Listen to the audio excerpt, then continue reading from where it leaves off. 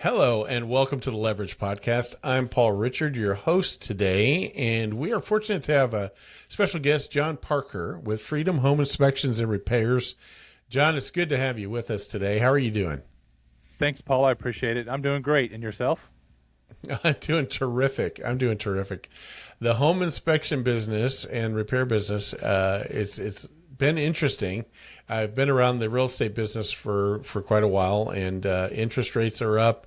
Housing is, some people are able to make decisions, some are not. How did you get into the home inspection business, and what's a little bit of your background so that our listeners could know, love, and trust you to make referrals? Sure. Okay. So I'm an ex-military guy. I was in the Air Force. I did special weapons. And when I got out, I couldn't find a career to do. So I started working as an offset pressman.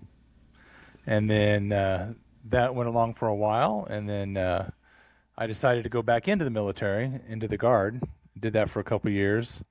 And when I got back out, they had trained me to be a lab tech, which is totally opposite what I originally went in for. And so then I did that for like 20 years. And then one day I was sitting around talking to my wife, and I said, I'm tired of working in the lab. What else is out there? And I was thinking landscaping.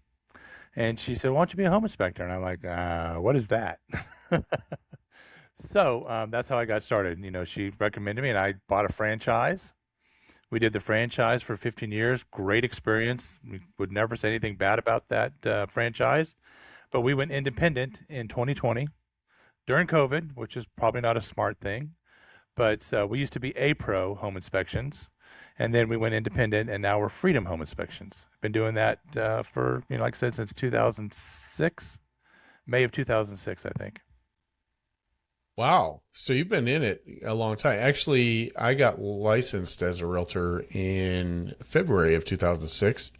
And so, yeah, that's fantastic.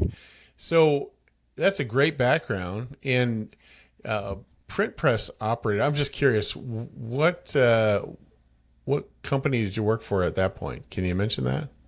Yeah, and they're no longer in business anymore. But it's the Oh, one over okay. there on Okay. Campbell Street. Oh, It's right off of Walnut Lawn and Campbell over in that general area. I can't remember the name of it now, but I did that okay. for a couple years, or not even a couple years, probably a year or two, and I decided I can't make any money at this. And that's when I Yeah. decided to go back in the military.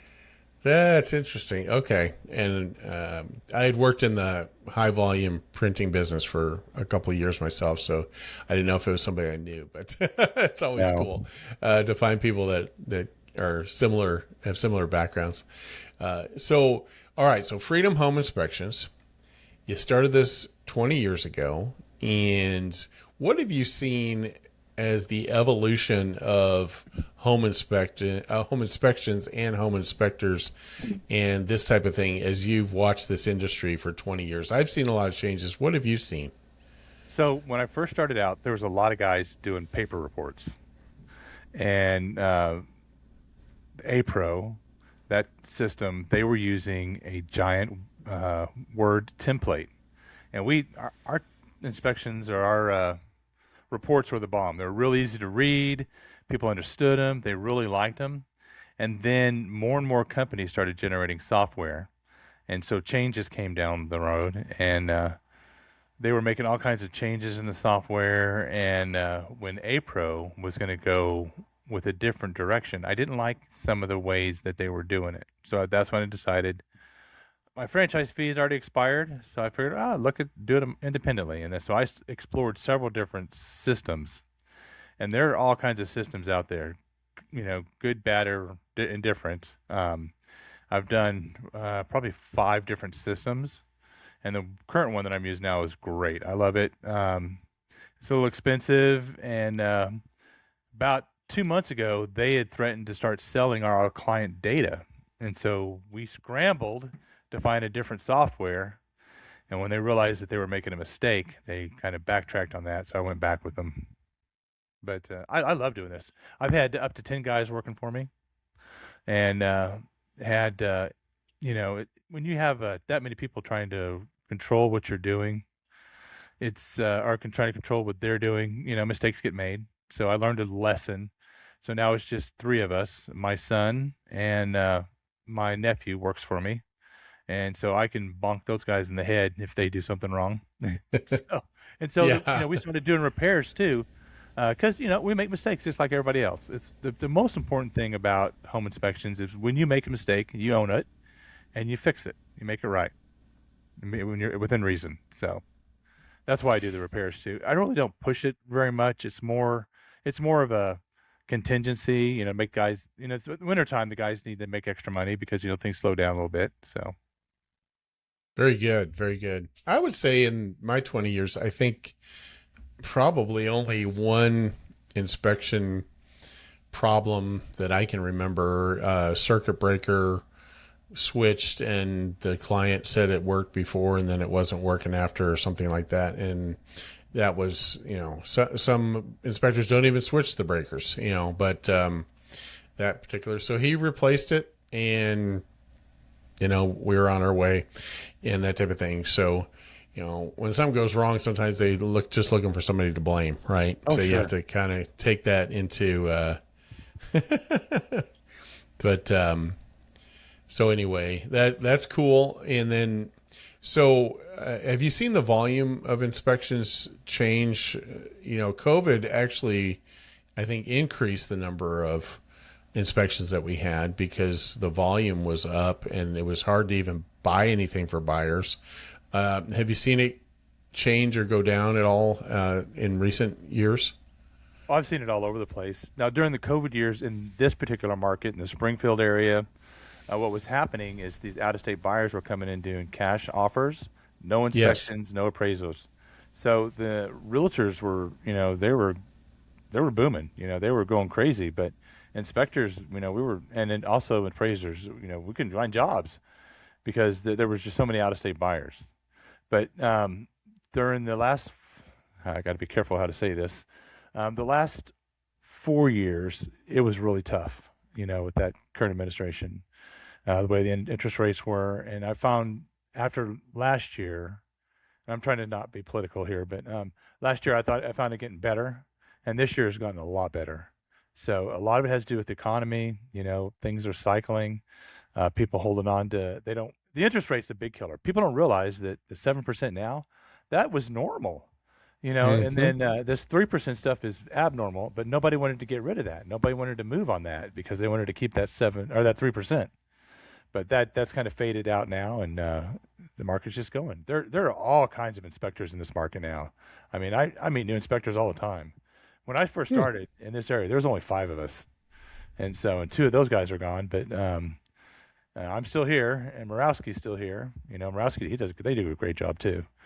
But like I said, there's probably I did a count the other day, and I think there was 27 individuals that are doing inspections now in the GSBR Hmm. market. That's not down in Branson either. That's just in the GSBR Yeah. this Yeah. area. Wow.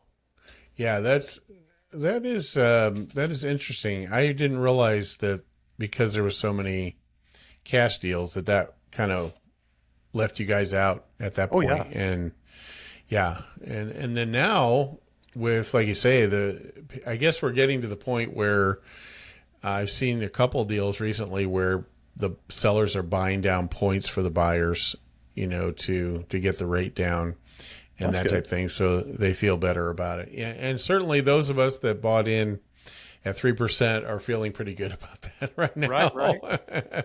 And we did too. I don't. So Yeah, yeah, no problem, no problem. It makes sense, and it was there a long time, so a lot of people got used to that. It was almost, what was it, like 11 years or something? I think it was near the rock bottom, $4 or 4%, etc. So, well, sure. cool. Well, let's talk a little bit about your inspection process. So, when you get an inspection ordered, let's just say it's a standard home inspection. How do you price that? Is it based on square foot, or how do you price that? We based on the square foot. And then if there's additional ancillary services or detached buildings, well, septic, sewer scopes, any of those other additional items, our termites are included at no additional cost. And some people charge, some people don't. It doesn't. I'm not. That's just my model. And what radius do you cover around Springfield, Missouri? We'll go pretty much anywhere in the Southwest area. Um, so we'll go all the way down to Branson, even further. We'll go all the way up to Rolla. And I've got a guy who lives in Marshfield, so he'll go way up there. Oh, So we'll go pretty much anywhere. Of course, in the summertime when it's busy, that kind of limits where we can go. But sure. in the wintertime, shoot, we'll drive an hour and a half somewhere. We don't charge a trip charge, unless I'm hauling a backhoe. But other than that, yeah. Yeah, that's nice. And because, for example, I went over to Tulsa last week and I had bought a concert ticket for $47 and it cost me $60 in gas to go back and forth. Sure. So it was Right. crazy. It's Yeah. like, oh my gosh, which wasn't, Right. the norm a couple months ago. But anyway, so It'll that'll all change. change. I'm sure it'll be fine.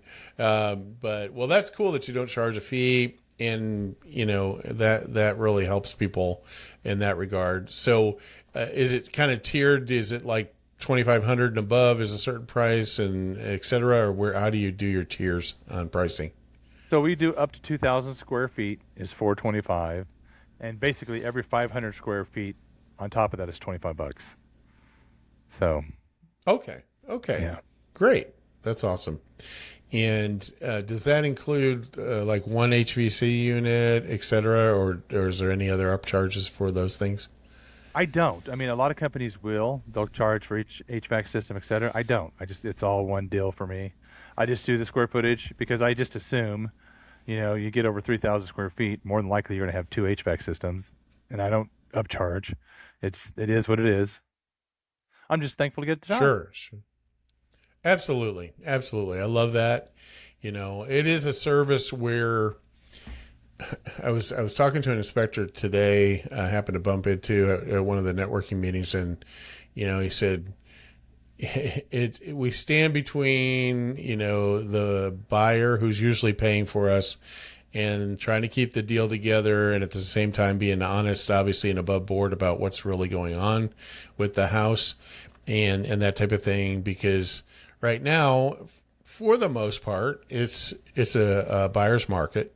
And so, buyers it seems like they're walking on more deals than I've seen recently. So that is very, what do you say? It's one of those things where obviously you want to be honest about what's going on with the property, but you don't want to overinflate the severity, right? So when you find something, let's say you found dirty filters in the HVAC unit, do you normally just put that into a, deferred maintenance issue, compared to, let's say, a leak in the crawl space? How do you grade those things in your reports? So let's talk a little bit about different types of inspectors, just a little bit. And because I'm not going to say Sure. one's better or the other. There are some Sure. inspectors that walk in there and just sign off on everything. There are some inspectors that they'll just nitpick everything to death. We're in between. My opinion is we look at material defects, those things that are costly to repair, those things that the normal homeowner cannot fix. And so we use three levels of statements: a monitor statement, a repair statement, and a major safety concern. And so my verbiage is neutral in nature, I feel. We don't make mountains out of a molehill. We just say, hey, this needs to be corrected, you know, or a roof, nearing the end of its life. I'll just say just that. Hey, look, the roof's nearing the end of its life. Would not hurt to get recommend a roofer to get out there to second evaluate or do a second evaluation of it, because they are very subjective. The opinion of what the condition of roof is very subjective. A roofer is always going to be a bit harsher because they want the job. Not that they're wrong, but they want the job, and that's okay. Mm-hmm. So we'll kind of Sure. defer that, and I try to stay away from, other than the roof, or like if there is an actual issue, I won't say get a second opinion. That's because why are you paying me? Because a lot of software out there will tell, they'll look at an HVAC system and every statement says recommend getting an HVAC guy out there to reevaluate it. But I mean, if it's working and functioning just fine, why do I do that? I mean, why are you paying me? So That's just kind of my opinion. That's kind of how I present things. I try to present it in a neutral fashion. And you hit on something that's very important. Being biased towards your agent because they refer 90% of your job. That is, Right. you don't do that. You take care of the agent. You make sure that you're honest with your agent, you're honest with your clients, and you present the facts.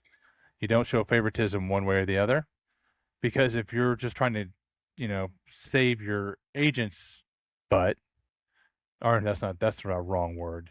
You're trying to save the deal. That's not healthy, because a good agent will realize it's better to have that client walk and buy them a better house. Of course, those agents are in there for the money, and there are those, but most of our agents are really good. So I don't want to discredit agents at all, but the agents that know that a better house will be a lasting customer, because you'll know 5 years from now they'll want to move, buy another house, and they'll come back to that person. That's what the hopes are. That's how I take care of my agents. Very good. Yeah, I like that. It is a balancing act, and obviously you want to be truthful throughout the whole process in that regard. So, in addition to what I would consider a basic home inspection, you said you also include the termite inspection with that, and then what other services do you particularly provide in your what do I want to say, your list of things you do, or at least Sure. that are available? Right. So, not only do we do a regular home inspection, we do a termite that's included. We can also do the detached buildings. We do septic inspections. I can also excavate to find the access to the lid. We can locate and excavate. We can do sewer scoping. We do radon testing, lead screening, mold testing. So there's just a whole plethora of different items we can do for our clients. We try to be a one-stop shop for anything inspection related. Okay. Do you do anything in regards to wells? Yeah, we'll do well and septic. Yes, sir. Okay, well and septic as well. Very good. All right.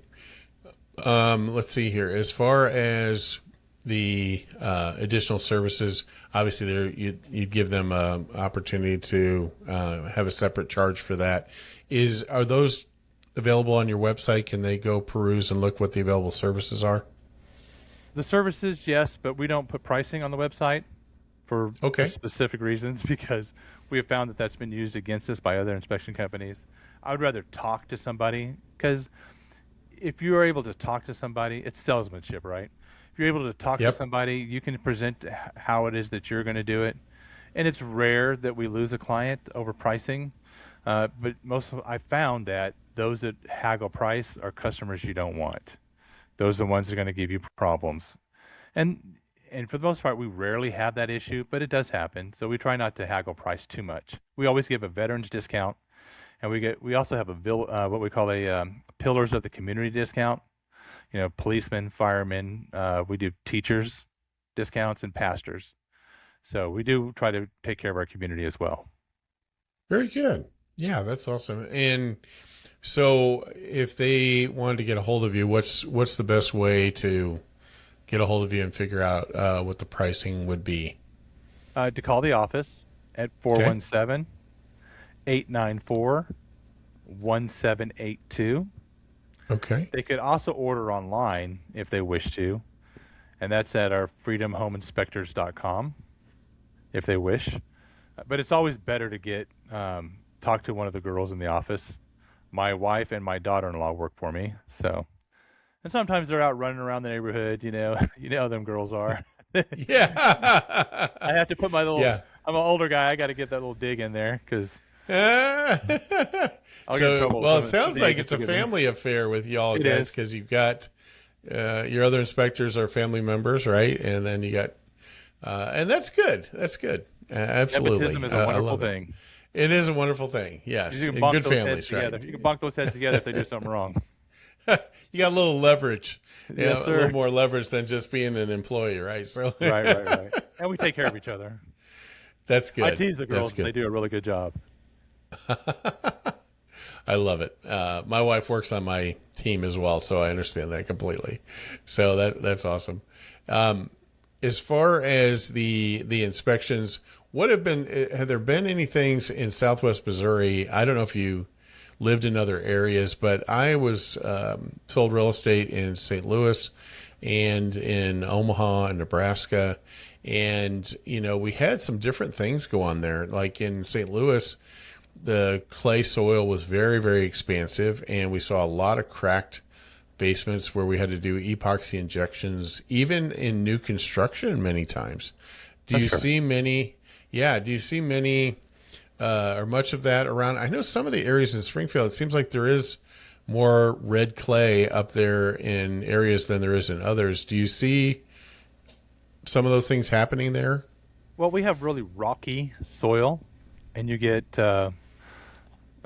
surface or shifting of the soils on sometimes. I'll tell you a quick story if you got a second. We did an Sure. inspection down there behind Lambert's, years ago. The guy Yeah. moves in. 6 months later, his cabinets are like an inch and a half away from the wall. And we're like, Wow. what the heck? Come to find out, a sinkhole had opened up underneath his house. And of course the USGS had to buy him out. But I felt bad for the guy. I mean, like, it was not like that when we did the inspection. But yeah, those things do happen Yeah. from time to time. So like when things Wow. happen like that, call me back. We'll figure it out. We'll help them through it. Sure, sure. Absolutely. Wow. Now, the radon, and this is another difference that I found. In St. Oh yeah. Louis, we did radon test. It was Yep. 99% of the time. Yep. But in our market, I see it very infrequently. Is that about what Sure. you've seen? Absolutely. If you look on the EPA site, you can see that the St. Louis area has a higher elevation of radon. In this market, I can just give you these are just my old guesstimates. I would say probably about 1 out of every 10 has an elevated radon. But of those, that 1%, only maybe a fraction of those actually are really elevated. When they're elevated, they're usually between 4 and 8 picolaries per liter. And it's rare to get one higher than that in this market. But I've seen it. And we'll go to homes and you'll see radon systems. So I know that someone has tested in the past and found that it needed to be done. And the other misconception is it has to be a basement house to do a radon, but no. Crawl space houses can experience that as well because they excavate that as well to put the foundation and the footer and all that stuff. So I would do that on a crawl space house too. And I tell people all the time, I said, hey, it's $150 or $175. I can't even know what it is. The girls tell me, but it's 2 dinners with your family or maybe 3 dinners with your family. It's worth it all day long because it is the number one cause of lung cancer after smoking. So it's worth it. Sure, sure. Well, that's what I was wondering. So, in the case where you've got a crawl space, so St. Louis, typically you had a basement, and even in the city, sometimes it was even a stone basement, Mm-hmm. smeared with concrete sealer and stuff like that. So you'd get a lot more. We even had weeping basements a lot of the times because of Sure. that, right? Because the stone was actually weeping, and you just had to say it's normal, right? It's just a different Absolutely. normal than a poured slab or something like that in Right. that nature. So, well, just a quick question of curiosity. So if you're doing a radon test and it's in a well ventilated crawl space type home, does that tend to negate the buildup of the Sure. actual gas in the house a little bit? Absolutely. Okay. Okay. So, January in this particular area, January is the highest incidence of radon. It has to do with the way the moon pulls, the gravity and all that stuff. I'm not that smart, but Sure. and then crawl spaces are closed up in the wintertime. So that's when you would find them higher elevation usually. In the I see. summertime, it's Okay. rare unless there's actually really high values. Sure. And I think you would have more air movement in the summer typically as well, just Sure. because of that warm warm soil, etc. Is the standard still 4 picocuries per cubic liter? Yep. Is that still the standard? Okay. Well, the EPA is also saying that if you get a value between 2 and 4, they recommend retesting 6 months later. But you can't do that in a real estate transaction. That's just not reality. Right. Right. And you can't do those carbon tubes or whatever they use, activated charcoal tubes or whatever they sell at Lowe's either, because you got to mail those in and it takes a week or two to get them back, and you just don't have time. Yeah. And who knows if they're if they're accurate anyway, right? Oh yeah, we started out using those charcoal packs on the doorways. Yeah. Put 2 of them and put them in the mail, and they're like, "Where's that radon result?" It's coming. So we expect the electric. And I was very against going with electronic for a long time because I was afraid of electronics, vibrations or Sure. whatever. I was against it for a long time, but I finally joined the reality and said, "Oh, yeah, it's okay now." So we do electronic ones as well. Got it. And in the electrical realm, I'm just curious about, okay, so GFCIs are always, it seems like an issue where, Sure. if it's an older home and it wasn't required in that time frame and they got to be put in, or at least they're recommended. How do you handle that? So, as the code evolves, things are different, right? And then even, if the NEC code changes, which it does every 3 years, and Springfield may not adopt that code until 6 years later or something, it seems like, or it could be, or whatever. Or if you're doing something in Clever and they don't adopt it or wherever, how do you handle those kind of situations? I mean, do you say, code requires it today, or how do you handle that? So my software actually addresses that. We tell them that it was not code when the house was built. However, this is a safety concern. We highly recommend installing GFCIs at the appropriate locations, and then we document where they're needed. Oh, okay. So we kind of the take software. the road. Yeah. Yeah. And so the software, does it look at the year the house was built and then kind of correlate that? We just use our head. We kind of okay, this house. Yeah, so any house built after 1980 should have GFCIs. Right. Even GFCIs have been around since the 40s and 50s, which is ironic because, we didn't even have Romex wiring at that time, right? Right. So another thing is people don't realize that heat pumps have been around since the 40s and 50s too, but they didn't go residential until the 80s. They really didn't make, inroads into the residential section until the 80s. But we'll find an old heat pump system like, where did you get this?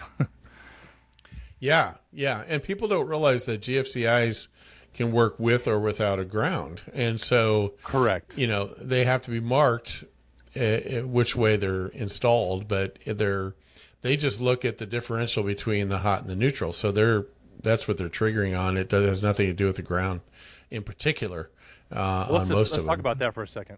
Yeah. So on a grounded system, the testing device that we use creates a false ground, and that causes that GFCI to trip. On an ungrounded system, your little testing device will not trip it. You have to manually push the button. Yeah. But funny that they'll say if you have a grounded system, if you push the button and it works, but if you use a testing device and it doesn't work, it's wrong. So where did we lie? I don't know. Sometimes I think it's all hocus pocus, but they're all made in China by some 10-year-old Chinese kid, right? So poor guys. Well, and that's a good question. I mean, my first thought to that is that testing device may leak part of the current into the ground to see if it'll show the differential, because it's like milliamp differences between the two to make it work, to make it trip. Cause obviously it's trying to save your life. And I always told, clients, we did a lot of homes that had fuses in them in Old Town, St. Louis. And my electrician that I was trained under actually worked for a Class A electrical contractor for 13 years. And he told me, he was a good old man. And he said, I'll tell you, Paul, if you stick a pair of scissors in the outlet, you'd rather have a fuse than a breaker, else, because it'll trip Run faster. faster. And Right. He's not wrong. he's not wrong. He's It's not just, wrong. it was funny. And of course now they're thermomagnetic, electronic, all Oh, the sure. gizmos, but, so that's interesting. Well, that's a good sidelight because that's one of my things I always enjoy talking about is the electrical systems and that. Let's talk about water heaters for a second, because I'm in glad the you didn't water say heater, hot water heater. A lot of people yeah, say hot water water heater. heaters. It's not a hot water heater. It's a water heater. It's not a realtor, and it's a realtor, Right. and it's not a hot water heater. It's a water heater. Yes. Right. Yes, sir. Now, in the water heater realm, a couple things I have questions on. Is Absolutely. there a requirement now to have a what do they call that tank on top where Expansion as tank? the expansion tank? Yeah. Yeah. Is that required these days? It is not code in anywhere specific areas. It's recommended. It's a good idea. It's just like the tray on the bottom. It's not code to have that little tray to sit in. The capture tray? But Yeah. the capture tray, but a lot of new builds are putting them in there, yeah, and that's a good idea, just in case the TPR ever has to actuate. But it ain't gonna hold all that water. It's designed. Oh, no. It's designed if you get a leak or a drip or something like that. That's what it's designed to capture. And okay, so in the water heater realm as well, you're looking at the over temp or the overpressure valve on the top typically, right? TPR valve. Now, how is that routed or required to be routed in our jurisdictions? What do you see there? Again, you're getting into code issues. Okay. And it depends on the municipality.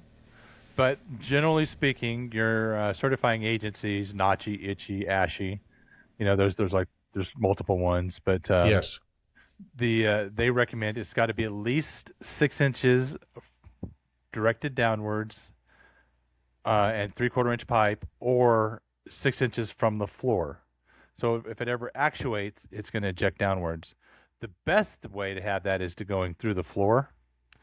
The major problem with it going through the floor, if that valve ever starts leaking, you'll never know. Right. You right. just don't know. You need an Because- indication. Yeah, they'll leak from time to time. We'll find 3 or 4 a year, that the TPR valve started to fail over time, and it's from lime. People don't do the maintenance. Heck, I don't even do maintenance on mine at home, but we don't do the flushing like we're supposed to, and so they just build up and. Right, you're guilty too, aren't you? I thought about it today. I literally thought of flushing my tank today because I bought a hose to do it, to run it out of the garage because my tank is in the garage, and Right. just run it down to the driveway, and do that because I replaced it about a year and a half ago. And thank you for the guys at the supply house. They got me the right one I needed and everything in emergency. And anyway, so I got that installed, and I'm thinking it's electric.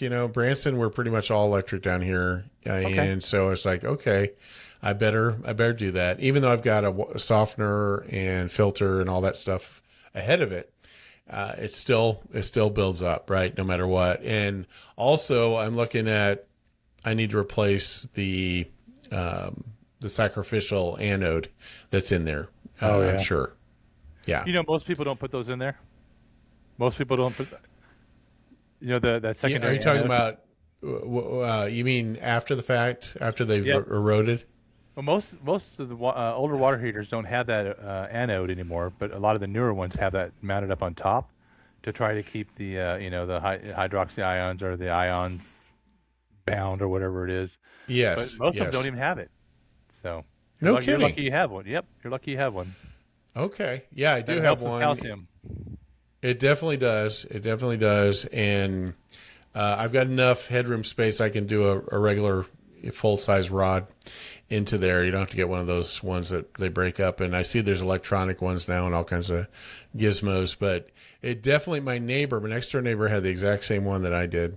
Yep. And he took out the anode rod because it was smelling like eggs every once in a while when he went on vacation, and I understand that because that's what happens. And so he took it out, and I listed his house a year later, and sure enough, in the middle of the transaction, that seam busted open in the back, and it was Oh spurting no. water up. It ate the tank out, Oh, and so jeez.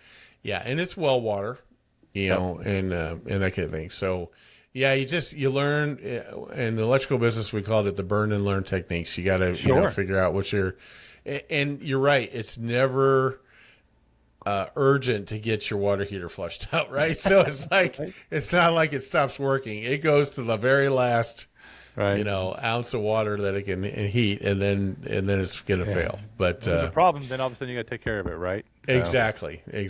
You're running out and grabbing a new one or something. So, Sure. well, cool. Is there anything you wanted to cover, John, that we didn't cover? This has been really enjoyable. I appreciate it.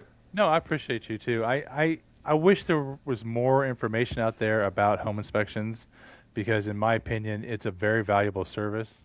One thing I want to say and bring up is the state is considering making state law about or regulation for home inspectors, which I'm for. However, they're wanting to make it all code based. You cannot inspect an older home based on current codes. You just cannot.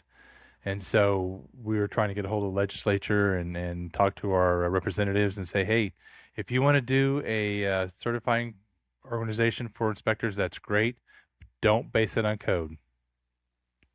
Well, and would they base it on adopted code or base it on actual Material code? defects, safety issues, those GFCIs is a perfect example of that. Yeah, They would say something like, if GFCIs aren't there, you have to recommend it. Not that it has to be done, but you have to recommend it. I see. I don't like being told by the government to do anything, but there's Right. nothing wrong with guiding us or helping us. Certain things in our industry, in our certain things do need to be regulated, because in the state of Missouri, anybody can be a home inspector. And I'll say this again that we have a lot of good inspectors, but anybody can be a home inspector without any education, no training, nothing. And then there's no insurance requirements in the state of Missouri, none of that. And I think that needs to be addressed because I think insurance is a valuable thing, because things happen. Yeah, Things happen. absolutely. Absolutely. Well, John, it's been a pleasure having you on. Thank you, sir. And we will get the information out to the public as well and send you some of the information from this podcast so you can use in your business as well if you'd like. Well, Paul, I appreciate it. So thanks again for making time. You got it. Thank All you, right. sir. Well, You have a great wonderful evening. day. You too.